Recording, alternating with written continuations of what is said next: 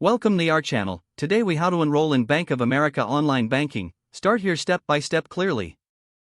Begin by visiting the Bank of America website.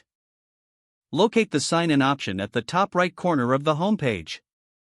Click on sign in to open the login page. On the login page, look for the Enroll button. Click on the Enroll button to start the enrollment process. You will be directed to a new page that presents the online banking enrollment form. Enter your personal details, including your full name, social security number, and date of birth. Next, provide your account information, such as your Bank of America account or card number. Follow that by entering your email address and choosing a secure online ID.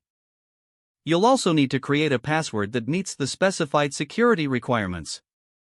After filling out all required fields, review your information for accuracy. Once confirmed, click on the Continue button. You may be asked to validate your identity using a one-time verification code sent to your email or phone number. Check your email or phone for the verification code. Enter the code in the required field on the Bank of America enrollment page. After successfully entering the code, click Submit to complete your enrollment. You should receive a confirmation message indicating that your enrollment was successful. Now, return to the Bank of America homepage. Click the Sign In button again to test your new online banking access. Enter your online ID and password, then click Sign In. You have now accessed your Bank of America online banking account. Take a moment to explore the features available to you.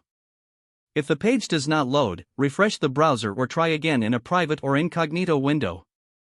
Make sure you are using the correct email address, then retype it carefully to avoid small typos. If your password is not accepted, use the reset option and create a new strong password you can remember. Check your spam folder for verification or security emails, then complete any requested confirmation steps. Enable two-factor authentication if available to improve account security and reduce unauthorized access risk. After signing in, review your profile details so your contact information and settings are accurate and current. If you see an error message, note it down and try again after restarting your device and internet connection.